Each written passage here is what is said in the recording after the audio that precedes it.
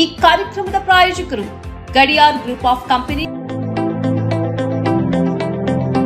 Gadiar Group of Companies, synonymous with excellence and innovation, stands as your dynamic partner for progress.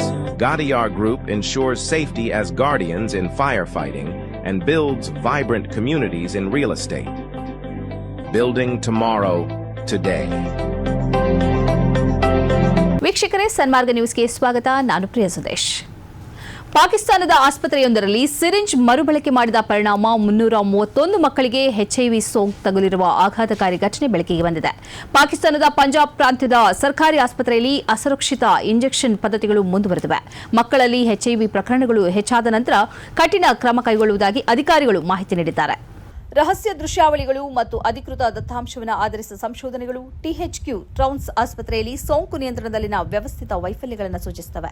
ಅಲ್ಲಿ ಮರುಬಳಕೆ ಮಾಡಲಾದ ಸಿರಿಂಜ್ಗಳು ಮತ್ತು ಕಲುಷಿತ ಬಾಟಲ್ಗಳು ನೂರಾರು ಮಕ್ಕಳನ್ನು ಸೋಂಕಿಗೆ ದೂಡಿವೆ ಎಂದು ತಿಳಿದುಬಂದಿದೆ. ಪ್ರಾಂತೀಯ ಸ್ಕ್ರೀನಿಂಗ್ ಕಾರ್ಯಕ್ರಮಗಳು, ಖಾಸಗಿ ಚಿಕಿತ್ಸಾಲಯಗಳು ಮತ್ತು ಸೋರಿಕೆಯಾದ ಪೊಲೀಸ್ ದಾಖಲೆಗಳ ಡೇಟಾವನ್ನು ಬಳಸಿಕೊಂಡು ತನಿಖಾ ವರದಿ ಮಾಡಲಾಗಿದೆ. 2024 ನವೆಂಬರ್ನಿಂದ 2025 ಅಕ್ಟೋಬರ್ ನಡುವೆ ಟೌನ್ಸಾದಲ್ಲಿ ಎಚ್ಐವಿ ಪಾಸಿಟಿವ್ ಪರೀಕ್ಷೆಯಲ್ಲಿ 331 ಮಕ್ಕಳಿಗೆ ಸೋಂಕು ತಗುಲಿದೆ. 2024 ಕೊನೆಯಲ್ಲಿ ಸ್ಥಳೀಯ ವೈದ್ಯರೊಬ್ಬರು ಎಚ್ಐವಿ ಪಾಸಿಟಿವ್ ಮಕ್ಕಳಲ್ಲಿ ಅಸಾಮಾನ್ಯ ಏರಿಕೆಯನ್ನು ಗುರುತಿಸಿದರು. ಪ್ರಕರಣ ಸಂಬಂಧ ಆಸ್ಪತ್ರೆಯ ವೈದ್ಯಕೀಯ ಅಧೀಕ್ಷಕರನ್ನು ಅಮಾನತುಗೊಳಿಸುವುದಾಗಿ ಅಧಿಕಾರಿಗಳು ತಿಳಿಸಿದ್ದಾರೆ. ಆಂಬ್ಯುಲೆನ್ಸ್ ಸಿಬ್ಬಂದಿಯ ಅತಿಯಾದ ಆತ್ಮವಿಶ್ವಾಸ, ನಿರ್ಲಕ್ಷ್ಯಕ್ಕೆ 7 ತಿಂಗಳ ಹಸುಗೂಸಿನ ತಲೆ ತಾಯಿಯ ಗರ್ಭದಲ್ಲೇ ಉಳಿದ ದಾರುಣ ಘಟನೆ ಉತ್ತರ ಪ್ರದೇಶದ ಬಸ್ತಿ ಜಿಲ್ಲೆಯಲ್ಲಿ ನಡೆದಿದೆ. ತಾಯಿ ಪ್ರಾಣಾಪಾಯದಿಂದ ಪಾರಾಗಿದ್ದಾರೆ. ಘಟನೆಗೆ ಸಂಬಂಧಿಸಿದಂತೆ ಆಶಾ ಕಾರ್ಯಕರ್ತೆ ಮತ್ತು ಆಂಬ್ಯುಲೆನ್ಸ್ ಸಿಬ್ಬಂದಿ ವಿರುದ್ಧ ಪೊಲೀಸ್ ಪ್ರಕರಣ ದಾಖಲಾಗಿದೆ. 7 ತಿಂಗಳ ಗರ್ಭಿಣಿ ಪ್ರೇಮಾದೇವಿಗೆ ಹಠಾತ್ ಹೆರಿಗೆ ನೋವು ಕಾಣಿಸಿಕೊಂಡಿತ್ತು. ತಕ್ಷಣವೇ ಅವರನ್ನು ಆಂಬ್ಯುಲೆನ್ಸ್ ಮೂಲಕ ಸಮುದಾಯ ಆರೋಗ್ಯ ಕೇಂದ್ರಕ್ಕೆ ಕರೆದೊಯ್ಯಲಾಗುತ್ತಿತ್ತು. ಆಸ್ಪತ್ರೆಗೆ ತಲುಪಲು ಇನ್ನು ಕೆಲವೇ ನಿಮಿಷಗಳು ಬಾಕಿ ಇರುವಾಗ ಮಹಿಳೆಯ ನೋವು ಹೆಚ್ಚಾಗಿದೆ. ಈ ವೇಳೆ ಆಂಬ್ಯುಲೆನ್ಸ್ನಲ್ಲಿದ್ದ ಆಶಾ ಕಾರ್ಯಕರ್ತೆ ವೈದ್ಯರಿಗಾಗಿ ಕಾಯುವ ಬದಲು ತಾನೇ ಹೆರಿಗೆ ಮಾಡಿಸಲು ಮುಂದಾಗಿದ್ದಾಳೆ. ಮಹಿಳೆಗೆ ನೋವು ನಿವಾರಕ ಇಂಜೆಕ್ಷನ್ ನೀಡಿ ಬಲವಂತವಾಗಿ ಸಾಮಾನ್ಯ ಹೆರಿಗೆ ಮಾಡಲು ಆಶಾ ಕಾರ್ಯಕರ್ತೆ ಪ್ರಯತ್ನಿಸಿದ್ದಾಳೆ. ಈ ವೇಳೆ ಮಗುವಿನ ದೇಹ ಹೊರಬಂದಿದ್ದು ತಲೆ ಮಾತ್ರ ಗರ್ಭದ ಒಳಗೆ ಸಿಲುಕೊಂಡಿದೆ. ಸಿಬ್ಬಂದಿ ಬಲವಂತವಾಗಿ ಎಳೆದ ಪರಿಣಾಮ ಮಗುವಿನ ದೇಹ ಮತ್ತು ತಲೆ ಬೇರ್ಪಟ್ಟು ಮಗುವಿನ ದೇಹ ಕೈಗೆ ಬಂದಿದೆ.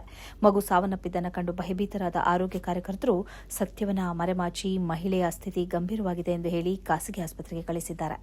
ಅಲ್ಲಿಂದ ಅವರನ್ನು ಜಿಲ್ಲಾ ವೈದ್ಯಕೀಯ ಕಾಲೇಜಿಗೆ ಕರೆದೊಯ್ಯಲಾಯಿತು. ಜಿಲ್ಲಾಸ್ಪತ್ರೆಯಲ್ಲಿ ಅಲ್ಟ್ರಾಸೌಂಡ್ ಮಾಡಿದ ವೇಳೆ ತಾಯಿಯ ಗರ್ಭದೊಳಗೆ ಮಗುವಿನ ಕತ್ತರಿಸಿದ ತಲೆ ಇರುವುದು ಪತ್ತೆಯಾಗಿದೆ. ತಕ್ಷಣವೇ ಕಾರ್ಯಪ್ರವೃತ್ತರಾದ ವೈದ್ಯರು ತುರ್ತು ಶಸ್ತ್ರಚಿಕಿತ್ಸೆ ನಡೆಸಿ ತಲೆಯನ್ನು ಹೊರತೆಗೆದಿದ್ದಾರೆ. ಜೈ ಶ್ರೀರಾಮ್ ಎಂದು ಕೂಗುವ ರೋಗಿಗಳಿಗೆ ಶುಲ್ಕದಲ್ಲಿ ವೈದ್ಯರು ವಿನಾಯಿತಿಯನ್ನು ಘೋಷಿಸಿದ ವಿಚಿತ್ರ ಪ್ರಕರಣ ಕೋಲ್ಕತ್ತಾದಲ್ಲಿ ನಡೆದಿದೆ. ಕೋಲ್ಕತ್ತಾದ ಹೃದ್ರೋಗ ತಜ್ಞರಾದ ಡಾಕ್ಟರ್ ಪಿಕೆ ಹಜ್ರಾ ಈ ವಿವಾದ ಘೋಷಣೆ ಮಾಡಿದ್ದಾರೆ. ಜೈ ಶ್ರೀರಾಮ್ ಎಂದು ಕೂಗಿದ್ರೆ ಕನ್ಸಲ್ಟೇಷನ್ ಶುಲ್ಕದಲ್ಲಿ 500 ರೂಪಾಯಿನ ವಿನಾಯಿತಿ ನೀಡುವುದಾಗಿ ತನ್ನ ಕ್ಲಿನಿಕ್ನ ಹತ್ತಿರ ಇವರು ಪೋಸ್ಟರ್ ಹಂಚಿಕೊಂಡಿದ್ದಾರೆ. ಈ ಪೋಸ್ಟರ್ನಲ್ಲಿ ಬಿಜೆಪಿಯ ಶಾಲನ್ನು ಧರಿಸಿದ ಅವರ ಚಿತ್ರವೂ ಇದೆ. ಈ ಪೋಸ್ಟರ್ ಅನ್ನು ಅವರು ಸಮರ್ಥಿಸಿಕೊಂಡಿದ್ದಾರೆ. ಇದು ನನ್ನ ನಿಲುವಾಗಿದೆ. ಹಲವು ವರ್ಷಗಳಿಂದ ನಾನಿಲ್ಲಿ ವೈದ್ಯನಾಗಿ ಸೇವೆ ಸಲ್ಲಿಸುತ್ತಿದ್ದೇನೆ. ಚಿಕಿತ್ಸೆಗಾಗಿ ಬಂಗಾಳದ ಜನರು ಅಸ್ಸಾಂ, ಒಡಿಶಾ ಮತ್ತು ದಕ್ಷಿಣ ಭಾರತಕ್ಕೆ ಹೋಗುವುದನ್ನು ನೋಡುವಾಗ ನೋವಾಗುತ್ತದೆ. ಇದರಲ್ಲಿ ಬದಲಾವಣೆ ತರಬೇಕು. ಆ ಕಾರಣಕ್ಕಾಗಿ ನಾನು ಇಂತಹದೊಂದು ಬಯಕೆಯನ್ನು ಮುಂದಿಟ್ಟಿದ್ದೇನೆ ಎಂದು ಅವರು ಹೇಳಿದ್ದಾರೆ. ಖಾಸಗಿ ಆಸ್ಪತ್ರೆಯ ಕಾರ್ಡಿಯಾಲಜಿ ವಿಭಾಗದ ತಜ್ಞರಾಗಿರುವ ಇವರು ತನ್ನ ಸ್ವಂತ ಕ್ಲಿನಿಕ್ಗೆ ಬರುವವರಿಗೆ ಅವರು ಈ ವಿನಾಯಿತಿಯನ್ನು ಘೋಷಿಸಿದ್ದಾರೆ. ನನಗೆ ಈ ಪೋಸ್ಟರ್ ಅನ್ನು ಓರ್ವ ರೋಗಿ ತಯಾರಿಸಿಕೊಟ್ಟಿದ್ದಾರೆ. ಅವರಿಗೂ ಬಿಜೆಪಿಗೂ ನೇರವಾಗಿ ಸಂಬಂಧ ಇಲ್ಲ ಎಂದು ಅವರು ಹೇಳಿದ್ದಾರೆ. ಇವರು ಬಿಜೆಪಿಯಿಂದ ಈ ಕ್ಷೇತ್ರದಲ್ಲಿ ಟಿಕೆಟ್ ಬಯಸಿದ್ರು, ಆದರೆ ಅವರಿಗೆ ಸಿಕ್ಕಿಲ್ಲ ಎಂಬ ಅಭಿಪ್ರಾಯವೂ ಇದೆ. ಆಶಾ ಭೋನ್ಸ್ಲೆ ಅವರ ನಿಧನದ ಸುದ್ದಿಯ ನಡುವೆ ಭಾರತೀಯ ಸಿನಿಮಾದ ಹಾಡುಗಳು ಮತ್ತು ದೃಶ್ಯಗಳನ್ನು ಪ್ರಸಾರ ಮಾಡಿದ ಆರೋಪದಲ್ಲಿ ಪಾಕಿಸ್ತಾನದ ಪ್ರಮುಖ ಟಿವಿ ಚಾನೆಲ್ ಜಿಯೋ ನ್ಯೂಸ್ಗೆ ನೋಟಿಸ್ ಕಳಿಸಲಾಗಿದೆ. ಪಾಕಿಸ್ತಾನ್ ಎಲೆಕ್ಟ್ರಾನಿಕ್ಸ್ ಮೀಡಿಯಾ ರೆಗ್ಯುಲೇಟರಿ ಅಥಾರಿಟಿಯು ಕಾರಣ ಕೇಳಿ ಚಾನೆಲ್ಗೆ ಈ ನೋಟಿಸ್ ರವಾನಿಸಿದೆ. ಪಾಕಿಸ್ತಾನದಲ್ಲಿ ಭಾರತದ ವಿಷಯಗಳಿಗೆ ಸಂಬಂಧಿಸಿದಂತೆ ಹೇರಲಾಗಿರುವ ನಿರ್ಬಂಧವನ್ನು ಈ ಪ್ರಸಾರ ಉಲ್ಲಂಘಿಸಿದೆ ಎಂದು ಹೇಳಿ ಈ ನೋಟಿಸ್ ಕಳಿಸಲಾಗಿದೆ. ಆಶಾ ಭೋಸ್ಲೆ ಅವರ ನಿಧನದ ಸುದ್ದಿಯ ಜೊತೆಗೆ ಬಾಲಿವುಡ್ನಲ್ಲಿ ಸಿನಿಮಾಗಳಿಗಾಗಿ ಅವರು ಹಾಡಿದ ಹಾಡು ಮತ್ತು ದೃಶ್ಯಗಳನ್ನು ಚಾನೆಲ್ ಪ್ರಸಾರ ಮಾಡಿತ್ತು. ಇದು ನಮ್ಮ ನಿಯಮಗಳನ್ನು ಉಲ್ಲಂಘಿಸುತ್ತದೆ ಎಂದು ನೋಟಿಸ್ನಲ್ಲಿ ತಿಳಿಸಲಾಗಿದೆ. ಭಾರತ ಮತ್ತು ಪಾಕಿಸ್ತಾನದ ನಡುವಿನ ರಾಜಕೀಯ ಘರ್ಷಣೆಯಿಂದಾಗಿ 2018 ಬಳಿಕ ಪಾಕಿಸ್ತಾನದ ಟಿವಿ ಚಾನೆಲ್ಗಳು ಮತ್ತು ರೇಡಿಯೋಗಳಲ್ಲಿ ಭಾರತದ ಸಿನಿಮಾಗಳು, ಹಾಡುಗಳು ಮತ್ತು ಇನ್ನಿತರ ಮನೋರಂಜನೆಯ ಕಾರ್ಯಕ್ರಮಗಳನ್ನು ಪ್ರಸಾರ ಮಾಡುವುದಕ್ಕೆ ಸುಪ್ರೀಂ ಕೋರ್ಟ್ನ ನಿರ್ದೇಶನದ ಪ್ರಕಾರ ಕಠಿಣ ನಿರ್ಬಂಧಗಳನ್ನು ಹೇರಲಾಗಿದೆ. ರಾಜ್ಯ ಪಠ್ಯಕ್ರಮ ಅನುಸರಿಸುತ್ತಿರುವ ಸರ್ಕಾರಿ, ಅನುದಾನಿತ ಮತ್ತು ಅನುದಾನ ರಹಿತ ಪ್ರಾಥಮಿಕ ಮತ್ತು ಪ್ರೌಢಶಾಲೆಗಳಲ್ಲಿ ತರಗತಿಗಳು ಮೇ 29ರಿಂದ ಆರಂಭಗೊಳ್ಳಲಿವೆ. ಈ ಬಾರಿ ಒಟ್ಟು 245 ಶಾಲಾ ಕೆಲಸದ ದಿನಗಳನ್ನು ನಿಗದಿಪಡಿಸಲಾಗಿದ್ದು, ಅಕ್ಟೋಬರ್ 3ರಿಂದ ಅಕ್ಟೋಬರ್ 21, 2026ರವರೆಗೆ ದಸರಾ ರಜೆ ಹಾಗೂ ಏಪ್ರಿಲ್ 11ರಿಂದ 2027ರಿಂದ ಬೇಸಿಗೆ ರಜೆ ಘೋಷಿಸಲಾಗಿದೆ.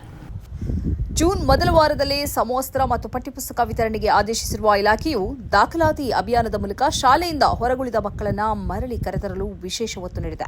ರಾಜ್ಯದ ಪ್ರಾಥಮಿಕ ಮತ್ತು ಪ್ರೌಢಶಾಲೆಗಳಲ್ಲಿ 2026-27ನೇ ಶೈಕ್ಷಣಿಕ ಸಾಲಿನಲ್ಲಿ ಏಕರೂಪದ ಶೈಕ್ಷಣಿಕ ಚಟುವಟಿಕೆಗಳನ್ನು ಅನುಷ್ಠಾನಗೊಳಿಸಲು ಸಹಾಯವಾಗುವಂತೆ ಒಟ್ಟು ವಾರ್ಷಿಕ ದಿನಗಳಲ್ಲಿ ಶೈಕ್ಷಣಿಕ ಚಟುವಟಿಕೆ ಅವಧಿಗಳು, ಕರ್ತವ್ಯದ ದಿನಗಳು ಮತ್ತು ರಜಾ ದಿನಗಳನ್ನು ಆಧರಿಸಿ ಅದಕ್ಕನುಗುಣವಾಗಿ ವಾರ್ಷಿಕ ಕಾರ್ಯಸೂಚಿಯನ್ನು ಶಿಕ್ಷಣ ಇಲಾಖೆ ನಿಗದಿಪಡಿಸಿದ್ದು, ರಾಜ್ಯ ಪಠ್ಯಕ್ರಮದ ಎಲ್ಲ ಶಾಲೆಗಳಲ್ಲಿ ಅನುಷ್ಠಾನಗೊಳಿಸಿ ಮತ್ತು ಅನುಪಾಲನೆ ಮಾಡಲು ಸಂಬಂಧಪಟ್ಟ ಅಧಿಕಾರಿಗಳಿಗೆ ತಿಳಿಸಲಾಗಿದೆ. ಶಾಲೆಗಳ ಮೊದಲ ಅವಧಿ ಮೇ 29ರಿಂದ ಅಕ್ಟೋಬರ್ 2ರವರೆಗೆ ಮತ್ತು ಎರಡನೇ ಅವಧಿ ಅಕ್ಟೋಬರ್ 22ರಿಂದ 2027ರ ಏಪ್ರಿಲ್ 10ರವರೆಗೆ ನಡೆಯಲಿದೆ. ಇನ್ನು ಅಕ್ಟೋಬರ್ 3ರಿಂದ ಅಕ್ಟೋಬರ್ 21ರವರೆಗೆ ದಸರಾ ರಜೆ ಇರಲಿದೆ. ಹೀಗಾಗಿ ಮಕ್ಕಳ ದಾಖಲಾತಿ ಪ್ರಕ್ರಿಯೆಯನ್ನು ಜೂನ್ 30ರ ಒಳಗೆ ಪೂರ್ಣಗೊಳಿಸಬೇಕು. ಶಾಲೆ ಬಿಟ್ಟಿರುವ 6 ವರ್ಷದಿಂದ 18 ವರ್ಷದ ಮಕ್ಕಳನ್ನು ಮರಳಿ ಶಾಲೆಗೆ ಕರೆತರಲು ದಾಖಲಾತಿ ಜಾಗೃತಿ ಅಭಿಯಾನವನ್ನು ನಡೆಸಬೇಕು ಎಂದು ತಿಳಿಸಲಾಗಿದೆ. ಶೈಕ್ಷಣಿಕ ವರ್ಷದ ಒಟ್ಟು 365 ದಿನಗಳಲ್ಲಿ 119 ರಜಾ ದಿನಗಳಿರಲಿದ್ದು ಶೈಕ್ಷಣಿಕ ವರ್ಷದ ಒಟ್ಟು 365 ದಿನಗಳಲ್ಲಿ 119 ರಜಾ ದಿನಗಳಿರಲಿದ್ದು 245 ಕರ್ತವ್ಯದ ದಿನಗಳೆಂದು ಪರಿಗಣಿಸಲಾಗಿದೆ. ಈ ದಿನಗಳಲ್ಲಿ ಪರೀಕ್ಷೆಗಳು ಮತ್ತು ಮೌಲ್ಯಾಂಕನ ಕಾರ್ಯಕ್ಕಾಗಿ 26 ದಿನಗಳು, ಪಠ್ಯೇತರ ಚಟುವಟಿಕೆಗಳ ನಿರ್ವಹಣೆಗಾಗಿ 24 ದಿನಗಳು, ಮೌಲ್ಯಮಾಪನ ಮತ್ತು ಫಲಿತಾಂಶ ವಿಶ್ಲೇಷಣೆ ಕಾರ್ಯಕ್ಕಾಗಿ 10 ದಿನಗಳು, ಶಾಲಾ ಸ್ಥಳೀಯ ರಜೆ 4 ದಿನಗಳು ಮತ್ತು ಕಲಿಕಾ ಪ್ರಕ್ರಿಯೆಗೆ 181 ದಿನಗಳನ್ನು ಮೀಸಲಿಡಲಾಗಿದೆ. ಇದು ಈ ಹೊತ್ತಿನ ಸುದ್ದಿ ಸಂಚಯ. ನಿರಂತರವಾಗಿ ನೋಡ್ತಾ ಇರಿ ಸನ್ಮಾರ್ಗ ನ್ಯೂಸ್, ಸುದ್ದಿಗಳ ಸಂತೆಯಲ್ಲಿ ಸತ್ಯದ ಮೊಂಬತ್ತಿ.